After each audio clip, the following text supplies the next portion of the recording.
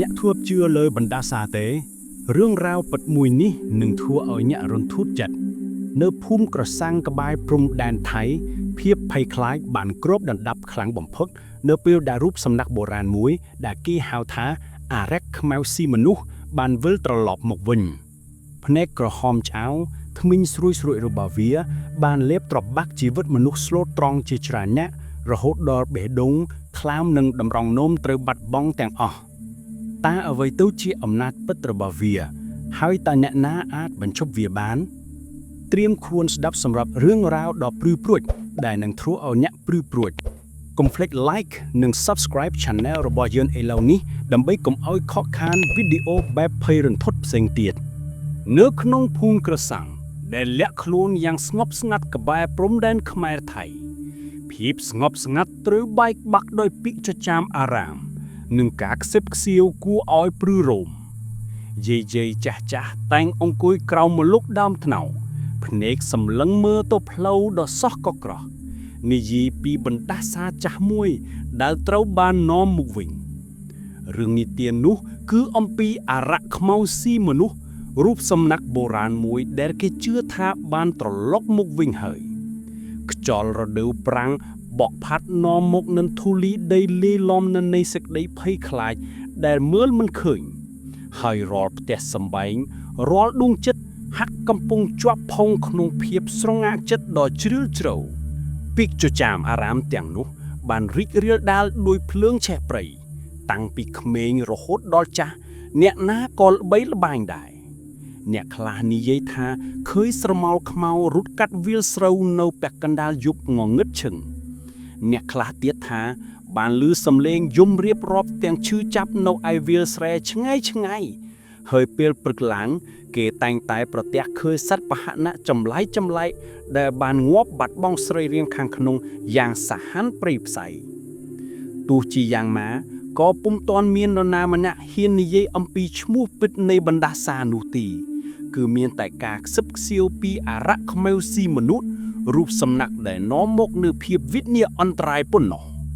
ភាពស្ងៀមស្ងាត់ដែលធ្លាប់តែផ្លន់នៅសន្តិភាពឥឡូវប្រែជាបង្កប់ទៅដោយភាពភ័យខ្លាច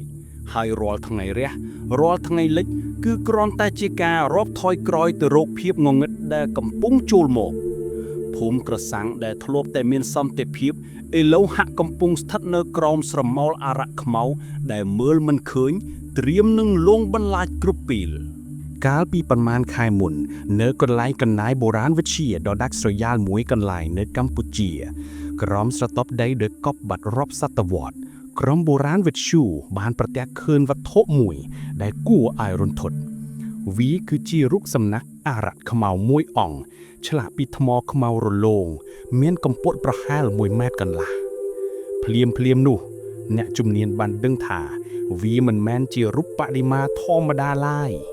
ផ្ទៃមុខរបស់អារក្សខ្មៅនោះត្រូវបានឆ្លាក់យ៉ាងព្រឺព្រួយជាមួយនឹងភ្នែកក្រហមឆ្អៅដោយបង្ហូរឈាមមើលទៅហាក់ដូចជាកំពុងសម្លឹងមកកាន់អ្នកដោយការស្អប់ខ្ពើមចំណែកមាត់របស់វាវិញបែរជាមានធ្មេញស្រួចខុសពីធម្មតាដូចជាធ្មេញសត្វសាហាវដែលត្រៀមនឹងខំត្របាក់ចំណៃរូបរាងទាំងមូលបានបញ្ចេញនូវរស្មីអាក្រក់គួរឲ្យខ្លាចតាំងពីចុងជើងរហូតដល់ចុងសក់នៅពេលដែលវាត្រូវបានគេជីកកកាយឡើងផុតពីដីការស្រែកហូរយ៉ាងព្រឺព្រួចបានលាន់ឮចេញពីមាត់កម្មករម្នាក់ដែលបានប៉ះរូបសំណាកនោះជាលើកដំបូងម្រាមដៃរបស់គាត់បានឡើងជាំខ្មៅដូចគេដុតហើយមិនយូរប៉ុន្មានសាច់បានរលួយធ្លាក់ចេញពីឆ្អឹងរហូតដល់គាត់ដួលស្លាប់ទាំងភ្នែកបើកភាពភ័យរន្ធត់បានវាយលុកក្រុមការងារទាំងមូលហើយអ្នកដឹកនាំគម្រោងបានបញ្ជាឲ្យបញ្ឈប់ការងារភ្លាមនិងហាមមិនឲ្យនរណាម្នាក់ប៉ះពាល់រូបសំណាកនោះជាដាច់ខាតទោះជាយ៉ាងណាក៏មានអារម្មណ៍មួយបានសាយភាយនៅក្នុងចិត្តរបស់ពួកគេគ្រប់គ្នាថាពួកគេបានដាស់វត្ថុបុរាណមួយដែលគួរឲ្យខ្លាចពីដំណេកហើយការរកឃើញនេះអាចនឹងនាំមកនូវមហន្តរាយដ៏ធំធេងដល់អ្នកនៅជុំវិញខ្លួនរូបសំណាកអារក្សខ្មៅស៊ីមនុស្សដែលគួរឲ្យព្រឺរោមនោះมันបានស្នាក់នៅកម្ពុជាយូរឡើយក្រោយពីឧបទ្ទហេតុដ៏រន្ធត់នៅកន្លែងកំណាយវត្ថុបុរាណនេះ ត្រូវបានគេដឹងថាបានបាត់ខ្លួនយ៉ាងអាត់កំបាំងនៅពាក់កណ្ដាលយប់គ្មាននរណាម្នាក់ដឹងថាវាទៅទីណាទេមិនយូរប៉ុន្មានពាក្យចចាមអារាមក៏បានលេចឮពីភូមិមួយក្បែរព្រំដែនថៃថាមានករណីមនុស្សស្លាប់បាត់បង់សរីរាង្គខាងក្នុងគួរឲ្យខ្លាចរូបសំណាកដ៏ខ្មៅងងឹតជាមួយនឹងភ្នែកក្រហមឆ្អៅនិងធ្មេញស្រួចត្រូវបានគេប្រទះឃើញនៅក្នុងវត្តមួយក្នុងប្រទេសថៃដំបូងឡើយអ្នកភូមិថៃបានគិតថាវាជារូបសំណាកអារក្សខ្មៅធម្មតាហើយបាននាំគ្នាក្រាបថ្វាយបង្គំប៉ុន្តែភ្លាមនោះហេតុការណ៍ដ៏រន្ធត់ក៏បានកើតឡើងអ្នកភូមិជាច្រើនរួមទាំងព្រះសង្ឃផងបានចាប់ផ្ដើមបាត់ខ្លួនហើយអ្នកដែលនៅសេសសល់ត្រូវបានគេប្រទះឃើញស្លាប់យ៉ាងអាត់កំបាំងខ្លួនប្រាណរបស់ពួកគេមានស្នាមខំត្របាក់យ៉ាងសាហាវហើយសរីរាង្គខាងក្នុងដួតជាបេះដូងថ្លាមនិងតម្រងនោមគឺបាត់បង់ទាំងអស់ការភ័យខ្លាចបានរាលដាលពាសពេញភូមិនោះព្រះសង្ឃជើងចាស់មួយអង្គដែលបានឃើញផ្ទាល់ភ្នែកនៅភាពសាហាវយងខ្នងរបស់រូបសំណាកនោះបានពណ៌នាថានៅពេលយប់ភ្នែកក្រហមឆ្អៅរបស់វាបានបញ្ចេញពន្លឺគួរឲ្យខ្លាចហើយសំឡេងស្រែករបស់ជនរងគ្រោះបានលាន់ឮពេញវត្តគ្មាននរណាម្នាក់ហ៊ានចូលក្បែរវាឡើយហើយទីបំផុតអ្នកភូមិថៃក៏បានដឹងថារូបសំណាកនេះមិនមែនជារបស់ធម្មតាឡើយគឺវាជាអារក្សខ្មៅដែលស្រេកឃ្លានឈាមមនុស្សភាពភ័យរន្ធត់នេះបានឆ្លងកាត់ព្រំដែនមកដល់ភូមិក្រសាំងដែលជាទីតាំងដើមរបស់វាហើយបានបន្សល់ទុកនូវស្លាកស្នាមបណ្ដាសាដ៏ខ្មៅងងឹតបន្ទាប់ពីភាពវឹកវរនឹងការសម្លាប់រង្គាលយ៉ាងព្រៃផ្សៃនៅប្រទេសថៃរូបសំណាកអារក្សខ្មៅស៊ីមនុស្សត្រូវបានរៀបចំបញ្ជូនត្រឡប់មកកាន់ប្រទេសកម្ពុជាវិញលើកនេះអាជ្ញាធរនិងព្រះសង្ឃវ័យចំណាស់បានសម្រេចចិត្តថាវាមិនអាចទុកនៅទីសាធារណៈបានទៀតទេព្រោះខ្លាចក្រែងមានរឿងអាក្រក់កើតឡើងជាថ្មីដូច្នេះហើយវាត្រូវបានគេនាំយកទៅដាក់ឃុំឃាំងក្នុងទីសក្ការៈបូជាដោយអាតកំបាំងមួយឈ្មោះថាព្រះវិហារអារក្សដែលលាក់ខ្លួនយ៉ាងជ្រៅក្នុងព្រៃស្ងាត់ជ្រងំឆ្ងាយពីភូមិប្រជាជនទីកន្លែងនេះត្រូវបានគេស្គាល់ថាជាកន្លែងសម្រាប់ផ្ទុកផ្ដាច់នូវវត្ថុស័ក្តិសិទ្ធិឬបណ្ដាសាដែលមានអំណាចងងឹតខ្លាំងបំផុតដែលអាចបង្កគ្រោះថ្នាក់ដល់មនុស្សជាតិព្រះវិហារអារក្សត្រូវបានយាមកាមយ៉ាងតឹងរឹងដោយព្រះសង្ឃចាស់ដែលចេះមុនអាគមខ្ពស់និងអ្នកយាមដ៏ស្មោះត្រង់ជាច្រើនអ្នកជញ្ជាំងរបស់វាត្រូវបានសាងសង់ឡើងពីថ្មភក់បុរាណដែលមានឆ្លាក់យ័ន្តនិងអក្សរមុនអាគមដើម្បីទប់ទល់នឹងកម្លាំងអាក្រក់ទោះបីជាយ៉ាងនេះក្តីអារម្មណ៍នៃភាពមិនស្ងប់និងភាពភ័យខ្លាចនៃតាស្ថិតនៅជុំវិញព្រះវិហារអារក្សអ្នកភូមិដែលរស់នៅក្បែរនោះតែងឮសំឡេងចម្លែកនៅពេលយប់ដូចជាសំឡេងខ្សឹកខ្សៀវឬសំឡេងសម្រាប់ជើងធួនចេញពីព្រៃជ្រៅពួកគេដឹងថាការឃុំឃាំងនេះគ្រាន់តែជាដំណោះស្រាយបណ្ដោះអាសន្នប៉ុណ្ណោះព្រោះអំណាចរបស់អារក្សខ្មៅស៊ីមនុស្សគឺខ្លាំងពូកែហួសពីការស្មានទៅទៀតគ្មាននរណាម្នាក់ដឹងថាតើពេលណាដែលអារក្សខ្មៅនេះនឹងបំបែកខ្លួនចេញពីចំណងហើយបង្កភាពវិនាសអន្តរាយជាថ្មីម្ដងទៀតនោះភូមិក្រសាំងដែលធ្លាប់បែរជាទីឋានដ៏សុខសាន្តបែរជាត្រូវរសាត់អណ្ដែតក្រោមស្រមោលនៃភាពភ័យខ្លាចដ៏រំជួបរំជួលអ្នកភូមិរស់នៅដោយការព្រួយបារម្ភឥតឈប់ឈរដឹងយ៉ាងច្បាស់ថាអារក្សខ្មៅស៊ីមនុស្សដែលជាអារក្សខ្មៅនោះត្រូវបានឃុំឃាំងនៅក្នុងព្រះវិហារអារក្សដែលមិនឆ្ងាយពីភូមិប៉ុន្មានរាល់ថ្ងៃគឺគ្រាន់តែជាការរាប់ថយក្រោយទៅរកថ្ងៃដែលអារក្សខ្មៅនោះអាចនឹងរើបំរាស់ចេញមកបំផ្លាញភូមិរបស់ពួកគេកុមារតូចមិនត្រូវបានអនុញ្ញាតឲ្យលេងនៅខាងក្រៅផ្ទះរហូតដល់យប់ជ្រៅដោយកាលពីមុនឡើយហើយអ្នកម្ដាយតែងតែហៅកូនរបស់ពួកគេចូលផ្ទះមុនពេលថ្ងៃលិចដោយសារតែខ្លាចក្រែងមានរឿងអាក្រក់កើតឡើងក្រុមបុរសដែលធ្លាប់តែចេញទៅប្របាញ់សត្វក្នុងព្រៃក៏លែងហ៊ានចេញទៀតដែរដែលខ្លាចក្រែងជួបប្រទះនៅរឿងអពយេសជំនឿនៅក្បែរព្រះវិហារអារក្សជីវិតប្រចាំថ្ងៃរបស់ពួកគេត្រូវផ្លាស់ប្ដូរទាំងស្រុងការសន្ទនាគ្នាក្នុងភូមិក៏ប្រែក្លាយទៅជារឿងរ៉ាវអារក្សខ្មៅនិងការស្លាប់ដែលបានកើតឡើងនៅថៃដោយបង្កើននូវភាពភ័យខ្លាចកាន់តែខ្លាំងឡើងពេលខ្លះ នៅពាក់កណ្ដាលរាត្រីស្ងាត់ជ្ងំសំឡេងសត្វព្រៃយំលាន់ឮពីក្នុងព្រៃជ្រៅហាក់ដូចជាសំឡេងស្រែករបស់មនុស្សដែលកំពុងរងទុក្ខវេទនាភាពភ័យរន្ធត់នេះបានធ្វើឲ្យព្រឺឆ្អឹងខ្នងរបស់អ្នកភូមិគ្រប់គ្នាហើយទោះបីជាពួកគេខំធ្វើពុតជាមិនដឹងមិនលឺក៏ដោយក៏ការភ័យខ្លាចនោះនៅតែរំពាត់ដួងចិត្តពួកគេជានិច្ចអ្នកខ្លះជឿថា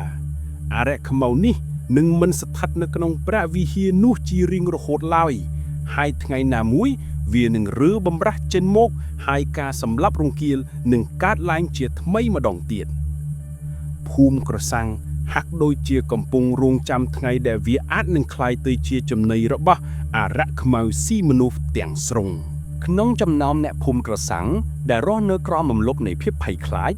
មានបរិសុទ្ធវ័យក្មេង2នាក់គឺសាលនិងបូរីមិត្តភាពរបស់ពួកគេត្រូវបានចងភ្ជាប់យ៉ាងរឹងមាំដោយការឈឺចាប់ដែលមិនអាចបំភ្លេចបាន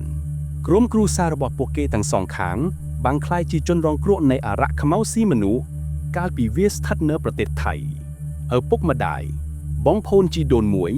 និងសូម្បីតែខួយប្រក់តូចៗរបស់ពួកគេក៏ត្រូវបានអារក្សខ្មៅនោះសម្លាប់យ៉ាងព្រៃផ្សៃផងដែរសាលចងចាំយ៉ាងច្បាស់ពីយប់ដ៏ខ្មៅងងឹតនោះដែលពាក្យចចាមអារម្មណ៍អំពីអារក្សខ្មៅចាប់ផ្ដើមលេចលឺហើយក្រោយមកក្រុមគ្រួសាររបស់គាត់ក៏បានបាត់បង់ជាបន្តបន្ទាប់រីឯបូរីវិញនៅតែលងបន្លាចដោយរូបភាពរបស់ប្អូនស្រីតូចរបស់គាត់ដែលត្រូវបានគេរកឃើញស្លាប់បាត់បង់សរីរាង្គកាយខាងក្នុងបន្សល់ទុកតែស្នាមញញឹមដ៏គួរឲ្យខ្លាចនៅលើផ្ទៃមុខស្លេស្លាំងរាល់ពេលដែលពួកគេជួបគ្នាការសន្ទនារបស់ពួកគេតែងតែវិលជុំវិញការបាត់បង់ដ៏ធំធេងនេះទឹកភ្នែកដែលស្រក់ចុះពីភ្នែករបស់ពួកគេគឺមិនមែនជាទឹកភ្នែកនៃភាពទន់ខ្សោយនោះទេតែជាទឹកភ្នែកនៃកំហឹងនិងការឈឺចាប់ដែលចង់សងសឹកពួកគេបានស្បត់នឹងគ្នាថានឹងមិនអនុញ្ញាតឲ្យអារក្សខ្មៅនោះបន្តបង្កគ្រោះថ្នាក់ដល់អ្នកដទៃទៀតឡើយបំណងប្រាថ្នាចង់បញ្ចប់បណ្ដាសានេះបានឆាប់ឆេះយ៉ាងសន្ធោសន្ធោនៅក្នុងចិត្តរបស់ពួកគេរហូតដល់វាប្រែទៅជាបេសកកម្មដ៏ពិសិដ្ឋមួយពួកគេជឿជាក់ថាមានតែការកម្ចាត់អារក្សខ្មៅស៊ីមនុស្សនេះទេទើបអាចនាំមកនូវសន្តិភាពពិតប្រាកដដល់ភូមិក្រសាំងនិងវិញ្ញាណក្ខន្ធរបស់ក្រុមគ្រួសារពួកគេដែលបានបាត់បង់រាត្រីមួយក្រោមពន្លឺព្រះច័ន្ទរណូតសាលនិងបូរីបានលួចជួបគ្នានៅឯខ្ទមចាស់កណ្ដាលវាលស្រែដែលធ្លាប់ជាទីជម្រកដ៏ស្ងប់ស្ងាត់របស់ពួកគេខ្យល់រាត្រីបក់ផាត់នាំមកនូវក្លិនក្រអូបឈ្ងុយនៃផ្កាក្រសាំងលេឡំនឹងភាពត្រជាក់ដ៏ព្រឺព្រួយភ្នែករបស់ពួកគេពោពេញដោយការតាំងចិត្តដ៏មុតមមនិងភាពអស់សង្ឃឹមបូរីបានបិទទ្វារយ៉ាងប្រយ័ត្នប្រយែងហើយនិយាយខ្សឹបថាយើងមិនអាចទ្រាំទ្រមើលអារក្សខ្មៅនោះបន្តគំរាមកំហែងភូមិយើងទៀតបានទេសាលឪពុកម្ដាយយើងបានស្លាប់ដោយសារវាគ្រប់គ្រាន់ហើយសាលងក់ក្បាលយល់ស្របទឹកមុខស្រងូតស្រងាត់គាត់បានឆ្លើយតបវិញដោយសំឡេងស្រាលថាខ្ញុំដឹងបូរីរាល់យប់ខ្ញុំនៅតែឮសំឡេងស្រែករបស់ប្អូនស្រីឯងនៅក្នុងត្រចៀកខ្ញុំយើងត្រូវតែធ្វើអ្វីមួយបន្ទាប់ពីការពិភាក្សាដ៏តានតឹងអស់ជាច្រើនម៉ោងពួកគេបានសម្រេចចិត្តធ្វើរឿងមួយដែលគ្មាននរណាម្នាក់ហ៊ានគិតដល់នោះគឺលួចរូបសំណាក់អារក្សខ្មៅស៊ីមនុស្សចេញពីព្រះវិហារអារក្សហើយយកវាទៅបំផ្លាញចោលជារៀងរហូតវាជាផែនការដ៏គ្រោះថ្នាក់បំផុតដែលអាចនឹងត្រូវបាត់បង់ជីវិតប៉ុន្តែសម្រាប់ពួកគេនេះគឺជាមធ្យោបាយតែមួយដើម្បីនាំមកនូវសន្តិភាពដល់ភូមិនិងដួងវិញ្ញាណនៃក្រុមគ្រួសាររបស់ពួកគេបានស្បត់នឹងគ្នាថានឹងធ្វើវាទោះបីត្រូវប្រឈមមុខនឹងគ្រោះថ្នាក់បែបណាក៏ដោយបេះដូងរបស់ពួកគេលូតញាប់ញ័រប៉ុន្តែការតាំងចិត្តរបស់ពួកគេគឺមុតស្រួចដោយមុខកាំបិតកិច្ចព្រមព្រៀងដ៏អស់សង្ឃឹមនេះត្រូវបានធ្វើឡើងក្រោមពន្លឺព្រះច័ន្ទរនួចហើយវាគឺជាការចាប់ផ្ដើមនៃដំណើរផ្សងផ្ដេងមួយដែលនឹងផ្លាស់ប្ដូរជីវិតរបស់ពួកគេជារៀងរហូតរាត្រីបានឈានចូលមកដល់យ៉ាងស្ងប់ស្ងាត់គ្របដណ្ដប់ភូមិក្រសាំងដោយភាពងងឹតសូន្យឈឹងមានតែពន្លឺព្រះច័ន្ទរណូតព្រិលប៉ុណ្ណោះដែលចាំងឆ្លុះតាមចន្លោះស្លឹកឈើសាលនិងបូរីបានលួចចេញពីផ្ទះរបស់ពួកគេយ៉ាងស្ងៀមស្ងាត់ដូចជាស្រមោលខ្មៅរត់កាត់ទីងងឹតបេះដូងរបស់ពួកគេលោតញាប់ញ័ររន្ធើនដូចជាសំឡេងស្គរប្រគំបទភ្លេងមរណៈពួកគេស្លៀកពាក់ខ្មៅឈុតឆៅដើម្បីងាយស្រួលលាក់បាំងខ្លួន នៅក្នុងរាត្រីងងឹតហើយបំពាក់ដោយកំបិតមួយកន្ទុយភ្លើងនិងខ្សែរពួរសម្រាប់ចងគោលដៅរបស់ពួកគេគឺព្រះវិហារៈទីកន្លែងដែលអរៈខ្មៅស៊ីមនុស្សត្រូវបានឃុំឃាំងរាល់ចំហៀនដែលពួកគេដើរហាក់ដូចជាកំពុងបោះជើងចូលទៅក្នុងមាត់នរកសំឡេងកណ្ដូបយំនៅសត្វល្អិតយំលាន់ឮពេញព្រៃធ្វើឲ្យបរិយាកាសកាន់តែអាប់អួរគ្រំទិសនៅពេលដែលពួកគេទៅដល់ជញ្ជាំងព្រះវិហារៈពួកគេបានឃើញញាក់យាមកំពុងដើរល្បាតយឺតសាលនិងបុរីបានលាក់ខ្លួននៅពីក្រោយគុម្ពោតព្រៃដ៏ក្រាស់រងចាំឱកាសដ៏ល្អទីបំផុតញាក់យាមក៏បានដាវចេញផុតពីចំណុចសំខាន់ទុកឲ្យពួកគេមានពេលដើម្បីធ្វើសកម្មភាពបុរីបានឡើងលើជញ្ជាំងថ្មយ៉ាងប្រយ័ត្នប្រយែងខណៈដែលសាលជួយទប់ពីខាងក្រោមពេលឡើងដល់កំពូលជញ្ជាំងបុរីបានទម្លាក់ខ្សែចុះក្រោមឲ្យសាលចាប់ហើយសាលក៏បានឡើងតាមក្រោយយ៉ាងលឿនពួកគេបានលោតចូលទៅក្នុងបរិវេណព្រះវិហារៈយ៉ាងស្ងៀមស្ងាត់ខ្យល់ត្រជាក់បាក់ផាត់នាំមុខនូវក្លិនធូបលាយឡំនូវក្លិនឈាមស្ងួតដែលធ្វើឲ្យពួកគេព្រីសម្បុរភ្នែករបស់ពួកគេសម្លឹងមើលទៅគ្រប់ទិសទីដើម្បីរកមើលផ្លូវចូលទៅក្នុងព្រះវិហារដ៏ពិសិដ្ឋនោះរាល់ពេលដែលសម្លេងអ្វីមួយលាន់ឮពួកគេរឹតតែភ័យខ្លាចព្រោះខ្លាចក្រែងមានអ្នកយាមចាប់បានភាពតានតឹងបានកើនឡើងដល់កម្រិតកំពូលខណៈដែលពួកគេបោះចំហៀនកាន់តែជ្រៅទៅក្នុងនៃភាពងងឹតទីបំផុតសាលនិងបុរីបានរកឃើញទ្វារចាស់មួយដែលនាំចូលទៅក្នុងបន្ទប់សង្ងាត់បំផុតនៃព្រះវិហារៈទ្វារនោះត្រូវបានចាក់សោយ៉ាងរឹងមាំជាមួយនឹងសោបុរាណដែលជាប់ជ្រេះបុរីបានប្រើដែកកោសទ្វារយ៉ាងប្រុងប្រយ័ត្ន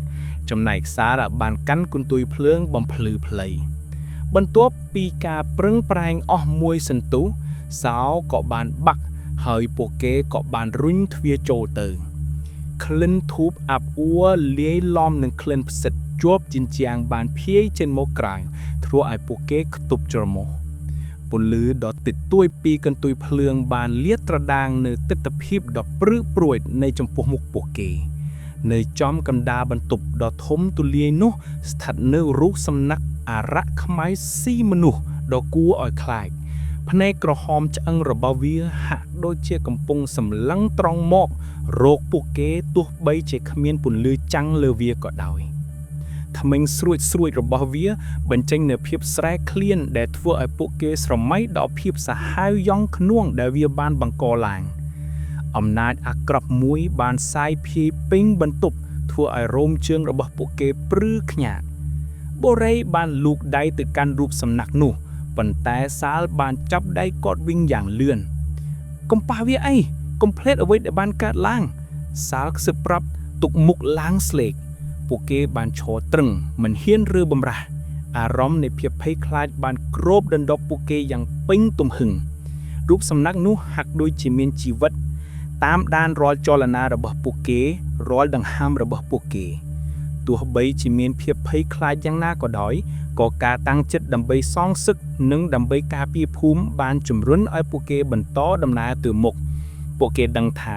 នេះគឺជាឱកាសតែមួយគត់របស់ពួកគេក្នុងការបញ្ចប់បណ្ដាសាដ៏ខ្មៅងងឹតនេះជារៀងរហូតសាលនិងបុរីបានសម្រេចចិត្តប្រោកម្លាំងបាយដើម្បីលើករូបសំណាកអរៈខ្មៅស៊ីមនុស្សចេញពីជើងទំពែរបស់វានៅពេលដែលពួកគេព្យាយាមលើកវាអ្វីក៏ចាប់ផ្ដើមផ្លាស់ប្ដូរដំបូងឡើយរូបសំណាកនោះហាក់ដូចជាមានទម្ងន់ធន់ខុសធម្មតាដូចជាមានអ្វីមួយទប់វាជាប់បន្ទាប់មកស្នាមប្រេះតូចក៏ចាប់ផ្ដើមលេចឡើងនៅលើផ្ទៃថ្មខ្មៅរបស់វាហើយសំឡេងបែកប្រេះតិចក៏លាន់ឮឡើង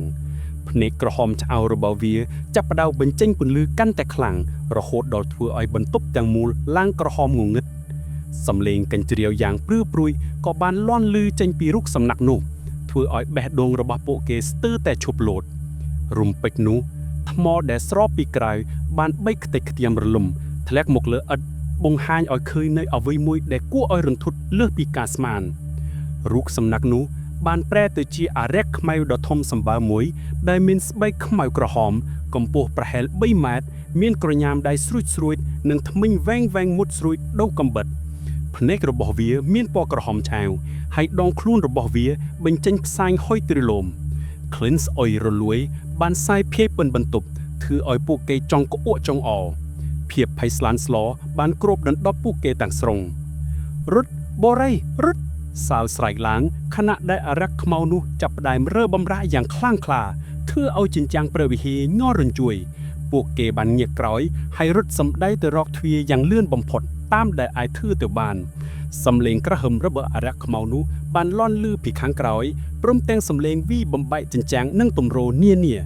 ការភ្ញាក់រលឹករបស់អារក្សខ្មៅស៊ីមនុស្សបានចាប់ដើមហើយវាហាក់ដូចជាកំពុងស្រែកឃ្លានសងសឹកទៅលើអ្នកដែលហ៊ានដាស់វាពីដំណេកភាពភ័យស្លន់ស្លោបានជំរុញឲ្យសាលនិងបូរីរត់សម្ដៅទៅរកទ្វារព្រះវិហារអារក្សយ៉ាងលឿនបំផុតតាមដែលអាចធ្វើទៅបានពួកគេលែងខ្វល់ពីញាក់យាមឬសន្តិសុខទៀតហើយអ្វីដែលសំខាន់គឺរត់ឲ្យផុតពីអារក្សខ្មៅស៊ីមនុស្សដែលកំពុងប្រែរូបរាងដ៏ធំសម្បើមនោះនៅពេលដែលពួកគេបើកទ្វាររត់ចេញមកក្រៅសំឡេងក្រហមរបស់អារក្សខ្មៅបានលាន់ឮកងរំពងពីខាងក្រោយ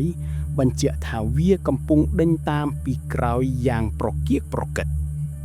ពន្លឺព្រះច័ន្ទរណយព្រិលបានចេះចុះមុខលើវាលស្រូវដែលលាតសន្ធឹងដ៏ធំល្វឹងល្វើយបង្កើតបានជាស្រមោលខ្មៅវែងគួរឲ្យខ្លាចសាលនិងបូរីរត់ឆ្លងកាត់ភ្លឺស្រែយ៉ាងប្រញាប់ប្រញាល់មិនខ្វល់ពីភាពរអិលឬមោះខាំឡើយរាល់ជំហានដែលពួកគេបោះទៅមុខគឺប្រៀបដូចជាការរត់ប្រណាំងជាមួយសេចក្តីស្លាប់ខ្យល់ត្រជាក់បក់ផាត់មកប៉ះផ្ទៃមុខរបស់ពួកគេតែវាមិនបានធ្វើឲ្យភាពភ័យខ្លាចរលាយបាត់ឡើយសំឡេងជើងដ៏ធ្ងន់របស់អារក្សខ្មៅបានលាន់ឮកាន់តែខិតជិតព្រមជាមួយនឹងសំឡេងជួនមេឃឈើបាក់ប្រោះនិងសំឡេងវាស្រែកគុំហុកដែលធ្វើឲ្យសត្វព្រៃបនលើសំឡេងញុំយ៉ាងព្រឺព្រួតបូរីបានជំពប់ជើងដួលរហូតដល់ស្ទើរតែដាច់ខ្យល់ប៉ុន្តែសាលបានចាប់ទាញគាត់ឲ្យក្រោកឡើងវិញគង់ឈប់បូរីបើឯងឈប់គឺស្លាប់ហើយសាលស្រែកឡើងដោយសំឡេងល្វើយពួកគេរត់ទាំងមិនងាកក្រោយភ្នែកសម្លឹងមើលទៅមុខតែមួយគត់រូបរាងដ៏ធំសម្បើមរបស់អារក្សខ្មៅត្រូវបានគេមើលឃើញយ៉ាងច្បាស់នៅពីក្រោយពួកគេជាមួយនឹងភ្នែកក្រហមឆ្អៅរបស់វាដែលបញ្ចេញពន្លឺគួរឲ្យខ្លាចក្នុងទីងងឹតភាពអស់សង្ឃឹមបានចាប់ផ្ដើមគ្របដណ្ដប់ខណៈដែលពួកគេដឹងថាពួកគេប្រហែលជាមិនអាចរត់រួចពីក្រញាំអារក្សខ្មៅនេះឡើយដោយដឹងថាពួកគេមិនអាចរត់គេចខ្លួនបន្តទៀតបានសាលនិងបូរីបានសម្រេចចិត្តរកទីជម្រកនៅផ្ទះចាស់របស់បូរីដែលស្ថិតនៅជាយភូមិក្រសាំងពួកគេរត់សម្ដៅទៅផ្ទះឈើចាស់នោះទាំងដងហុកសឹងផុតដង្ហើមដោយសង្ឃឹមថាអាចលះខ្លួនបណ្ដោះអាសន្នផ្ទះនោះធ្លាប់ជាកន្លែងដែលផ្ដល់ភាពកក់ក្ដៅនិងសុវត្ថិភាពសម្រាប់បូរីតាំងពីកុមារភាពប៉ុន្តែពេលនេះវានឹងក្លាយជាទីតាំងនៃការប្រយុទ្ធរស់រានមានជីវិតពួកគេបានសម្រុកចូលទៅក្នុងផ្ទះហើយបូរីបានប្រឹងប្រែងបិទទ្វារនិងបង្អួចទាំងអស់យ៉ាងលឿនបំផុតតាមដែលអាចធ្វើទៅបានដោយប្រើតុទូនិងរបស់របរផ្សេងទៀតដើម្បីរាំងខ្ទប់ពន្លឺភ្លើងចង្កៀងបានរំលែងលើជញ្ជាំងបង្កើតបានជាស្រមោលដ៏ព្រឺព្រួចសំឡេងក្រហឹមរបស់អារក្សខ្មៅស៊ីមនុស្សបានលាន់ឮកាន់តែខ្លាំងពីខាងក្រៅបញ្ជាក់ថាវាកំពុងខាត់ជិតមកដល់ហើយស្រមោលដ៏ខំសម្បើមរបស់វាបានលេចឡើងនៅតាមបង្អួចធ្វើឲ្យពួកគេភ័យញ័រពេញខ្លួនភ្លាមនោះសំឡេងផ្ទុះដ៏កញ្ជ្រៀវក៏បានលាន់ឮឡើងខណៈដែលអារក្សខ្មៅនោះបានបោកបុកបង្អួចឈើចាស់ខ្ទេចខ្ទាំហើយក្រញាំដៃដ៏ធំសម្បើមរបស់វាបានទម្លុះជញ្ជាំងចូលមកក្នុងផ្ទះក្បាលដ៏គួរឲ្យខ្លាចរបស់វាបានលៀនចូលមកតាមចន្លោះប្រហោងដោយភ្នែកក្រហមឆ្អៅសម្លឹងចំមកពួកគេផ្ទះដែលធ្លាប់តែជាជម្រកដ៏មានសុវត្ថិភាពឥឡូវបានក្លាយទៅជាអន្ទាក់ដ៏មរណៈភាពអស់សង្ឃឹមបានចាប់ផ្ដើមគ្របដណ្ដប់ខណៈដែលពួកគេដឹងថាពួកគេគ្មានផ្លូវរត់គេចទៀតឡើយ នៅពេលដែលក្រញាំដីដ៏ធំសម្បើមរបស់គីកបានទម្លុះចូលមកក្នុងផ្ទះប៊ូរីបានដកថយទៅក្រោយដោយភាពភ័យខ្លាចភ្នែករបស់គាត់សម្លឹងមើលទៅអត់ខ្សាក់ថ្មៅនោះទាំងញាប់ញ័រប៉ុន្តែភ្លាមនោះសាលបានរុញប៊ូរីចេញពីផ្លូវហើយស្រែកឡើងថារត់ទៅប៊ូរីរត់ទៅរកលោកមេភូមិខ្ញុំនឹងទប់ទល់នឹងវាប៊ូរីមិនចង់ទៅទេតែទឹកមុខដ៏មឹងម៉ាត់របស់សាលបានបង្ខំឲ្យគាត់ត្រូវតែធ្វើតាមសាលបានចាប់យកដាវចាស់មួយដែលព្យួរនៅលើជញ្ជាំងហើយបានស្ទុះទៅមុខដោយគ្មានភាពភ័យខ្លាចប្រឈមមុខនឹងអរខ្សាក់ខ្មៅដ៏ធំសម្បើមនោះទោះបីជាដាវនោះមើលទៅទួយជាងក្រញាំអរខ្សាក់ខ្មៅក៏ដោយក៏វាជាក្តីសង្ឃឹមចុងក្រោយរបស់សាលអរខ្សាក់ខ្មៅបានបញ្ចេញសម្លេងគ្រហឹមដ៏គួរឲ្យខ្លាចហើយបានវាយប្រហារទៅលើសាលយ៉ាងលឿនសម្លេងកាប់ចាក់នឹងការប្រយុទ្ធគ្នាដ៏សាហាវបានរាន់ឮពេញផ្ទះប៊ូរីបានរត់ចេញពីផ្ទះទាំងទឹកភ្នែកមិនហ៊ានងាកក្រោយមើលទិដ្ឋភាពដ៏គួរឲ្យរន្ធត់នោះទេគាត់បានឮសម្លេងស្រែករបស់សាលលាន់ឮតាមក្រោយមុនពេលសម្លេងនោះស្ងាត់បាត់ទៅវិញដោយភាពអាថ៌កំបាំងគាត់ដឹងថាសាវបានលះបង់ជីវិតរបស់គាត់ដើម្បីជួយសង្គ្រោះខ្លួនប៊ូរីការជួយចាប់នឹងវិបដិសារីបានវាយលុកពេញបេះដូងរបស់ប៊ូរីប៉ុន្តែគាត់ដឹងថាគាត់គ្មានជំរើសក្រៅពីរត់នោះទេរាល់ជំហានដែលគាត់រត់ចេញពីផ្ទះគឺប្រៀបដូចជាការក្បត់នឹងមិត្តភក្តិដ៏ស្មោះត្រង់របស់គាត់បានរត់សម្ដៅទៅភូមិដោយទឹកភ្នែកស្រក់ចុះមកលើថ្ពាល់ទាំងសងខាងរូបភាពរបស់សាលដែលប្រឈមមុខនឹងអរខ្សាក់ខ្មៅបានដកជាប់ក្នុងខួរក្បាលរបស់បូរីជារៀងរហូតការលះបង់ដ៏ឧត្តមរបស់សាលបានផ្ដល់ឱកាសឲ្យបូរីមានជីវិតរស់រានដើម្បីស្វែងរកជំនួយនិងបញ្ចប់បណ្ដាសាដ៏ខ្មៅងងឹតនេះបូរីរត់ត្រហេបត្រហាបចូលទៅក្នុងភូមិក្រសាំងទាំងខ្លួនប្រាណប្រឡាក់សុទ្ធតែភក់នឹងដីភ្នែករបស់គាត់ឡើងក្រហមដោយសារទឹកភ្នែកនិងភាពភ័យខ្លាចគាត់មិនខ្វល់នឹងក្រសែភ្នែករបស់អ្នកភូមិដែលសម្លឹងមកគាត់ដោយភាពភ្ញាក់ផ្អើលនោះទេអ្វីដែលគាត់គិតគឺរត់ទៅរកផ្ទះលោកមេភូមិគង់ជាបុរសចំណាស់ដែលគេគោរពស្រឡាញ់បំផុតនៅក្នុងភូមិគាត់បានទៅដល់ផ្ទះលោកមេភូមិហើយគាស់ទ្វារយ៉ាងក្រៀងក្រាងលោកមេភូមិគង់បានចេញមកបាតទ្វារទឹកមុខមានការងឿងឆ្ងល់បូរីក្មួយកាត់អីមិនក៏ប្រឡាក់ប្រឡោះយ៉ាងនេះលោកមេភូមិសួរដោយក្តីបារម្ភព្រាមនោះបូរីបានលុតជង្គង់ចុះទាំងដង្ហាក់ហើយស្រែករៀបរាប់ទាំងទឹកភ្នែកថាលោកមេភូមិអរិយខ្មៅវាចេញមកហើយវាសម្លាប់សាលបាត់ទៅហើយសំឡេងរបស់គាត់ញ័រទៅត្រឹកខណៈដែលរូបភាពដ៏គួរឲ្យរន្ធត់នៃការស្លាប់របស់សាលបានលន់បន្លាចគាត់លោកមេភូមិគង់ទឹកមុខប្រែជាស្លេកស្លាំងលោកបានដងជាយូរមកហើយថារូបសំណាកនោះមិនមែនជារបស់ធម្មតាឡើយហើយការបាត់បង់អាយុជីវិតរបស់មនុស្សជាច្រើននៅប្រទេសថៃក៏ជាភ័ស្តុតាងមួយដែរក្មួយនិយាយការពិតមែនទេបូរីតើវាចេញមកដោយរបៀបណាលោកមេភូមិសួរដោយសំឡេងមឿងម៉ាត់បូរីបានរៀបរាប់តាំងពីដើមរហូតដល់ចប់អំពីផែនការរបស់ពួកគេក្នុងការលួចរូបសំណាកនោះនិងការប្រែរូបរាងដ៏គួរឲ្យខ្លាចរបស់វាលោកមេភូមិគង់បានស្ដាប់ដោយយកចិត្តទុកដាក់ហើយទឹកមុខរបស់លោកកាន់តែស្លេកស្លាំងទៅលោកដឹងថាភូមិក្រសាំងកំពុងប្រឈមមុខនឹងគ្រោះថ្នាក់ដ៏ធំបំផុតដែលមិនធ្លាប់មានពីមុនមកបន្ទាប់ពីបានស្ដាប់ការរៀបរាប់ទាំងភ័យខ្លាចរបស់បូរីលោកមេភូមិគង់បានប្រាប់បូរីឲ្យស្ងប់អារម្មណ៍ហើយបានលាតត្រដាងការពិតដ៏គួរឲ្យភ្ញាក់ផ្អើលមួយលោកបាននិយាយថាបូរីក្មួយឯងមិនចាំបាច់ភ័យខ្លាចទៀតទេ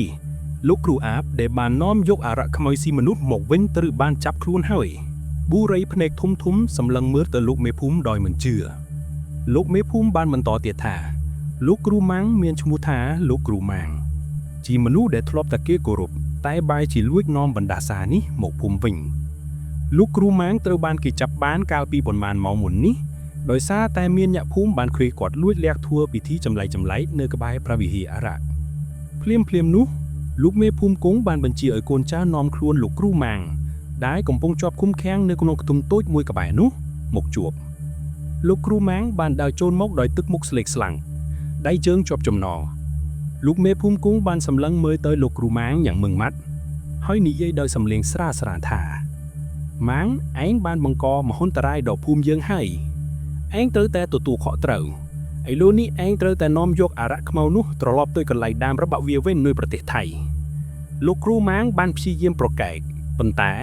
លោកមេភូមិគង់មិនបានស្ដាប់ឡើយលោកបានគំរាមលោកគ្រូម៉ាងថាបើមិនធ្វើតាមទេនឹងត្រូវទទួលទោសធ្ងន់ក្រោមសម្ពាធនឹងការគំរាមកំហែងលោកគ្រូម៉ាងក៏ព្រមទទួលយកភារកិច្ចចោតចំណងរួមជាមួយក្រុមបុរសបានរៀបចំក្រុមបុរសក្នុងបូរីបានធ្វើដំណើរត្រឡប់ទៅកាន់ព្រះវិហារអារ្យវិញដើម្បីប្រកាសថាអារក្សខ្មែរនោះនឹងត្រូវបញ្ជូនត្រឡប់ទៅវិញគ្រប់គ្នាប៉ុន្តែពួកគេដឹងថានេះគឺជាកាតព្វកិច្ចដែលត្រូវតែបំពេញដើម្បីសន្តិភាពរបស់ភូមិនៅពេលពួកគេទៅដល់ព្រះវិហាររូបសំណាកអារ្យខ្មៅស៊ីមនុស្សបានបាត់ខ្លួនពីកន្លែងដែលវាធ្លាប់នៅតែសម្លេងក្រហឹមដ៏គួរឲ្យខ្លាចបានលាន់ឮពីក្នុងព្រៃជ្រៅបញ្ជាក់ថាវានៅតែស្ថិតនៅក្បែរនោះលោកគ្រូម៉ាងក្រោមការបង្ខិតបង្ខំបានចាប់ផ្ដើមធ្វើពិធីបណ្ដេញវិញ្ញាណនិងសូត្រមន្តអាគមបុរាណដើម្បីព្យាយាមគ្រប់គ្រងអារក្សខ្មៅនោះខ្យល់ព្យុះដ៏កាចសាហាវបានបក់ប៉ោកដើមឈើនៅក្នុងព្រៃធ្វើឲ្យស្លឹកឈើជ្រុះខ្ទេចខ្ទីពេញដី